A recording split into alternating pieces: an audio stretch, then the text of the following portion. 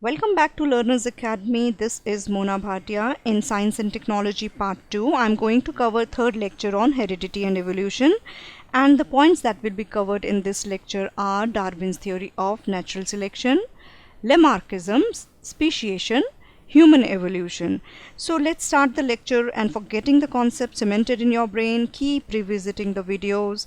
We really get best understanding when we have audio and video simulation of the concept and regular revision. So keep revising. Darwin is called father of evolution. He has written a book, Origin of Species. In this book, he talked about the theory of natural selection, where he mentions about survival of the fittest, and according to this, all organisms compete with each other in a life-threatening manner. Only those which shows the modification essential for winning will sustain.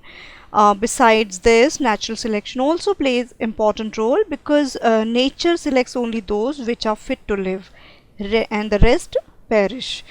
And Darwin's theory was a milestone and was widely accepted for a long time. But there were few objections raised to this theory, and these were natural selection is not the only factor for evolution. And the second objection raised was Darwin did not mention of useless and useful modifications. And the third objection that was raised was there was no mention about slow changes or abrupt changes. Jean-Baptiste Lamarck introduced the concept of use or disuse of organs.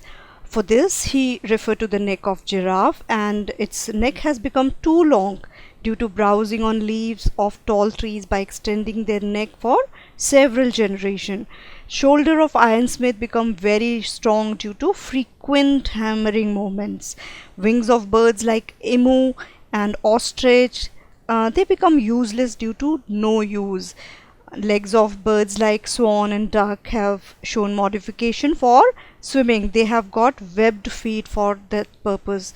Snakes have lost their legs by modification in their body for burrowing.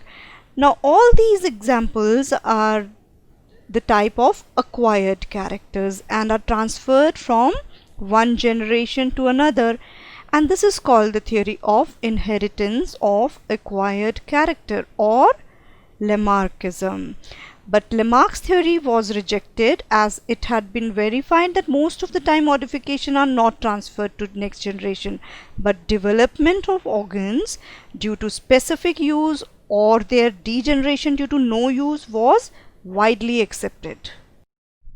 Speciation is the formation of new species of plants or animal, and it is the effect of evolution.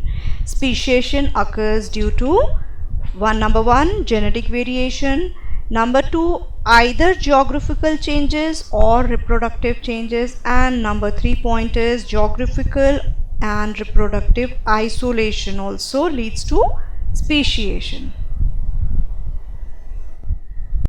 As I told you in previous lecture, biodiversity that we see all around is formed from single unicellular organism due to evolution. First living material was formed in ocean, then this unicellular structure got evolved into multicellular organism and later into complex organism. So all these changes were very slow and very gradual and had been happening since past 300 crore years. These changes led to evolution of different types of organism. Dinosaur disappeared from earth around 7 crores years ago. So now we are going to talk about human evolution. Monkey types of animals, they evolved from lemur type of organism, and human evolved from these monkey type of animals approximately the same time when dinosaur disappeared from earth around 7 crores years ago. So their tail started disappearing around 4 crore years ago. The brain was getting enlarged and was developing. Hands were improving. They had to use their hands for eating food and other work.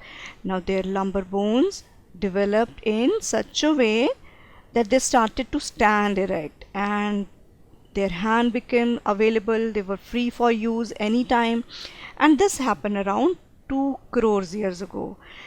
First human like animals were Ramapithecus, and they were found in East Africa. They grew up in size and they become more intelligent as the size of the brain was increasing. Evolution of upright man continued and its brain was developing. They were able to think, they were able to discover many new things. They discovered fire, and that was a landmark. Neanderthal man can be considered as the first example of wise men. Then came Cro-Magnon man, which evolved around 50,000 years ago, and afterwards the evolution of human had been at a much faster pace.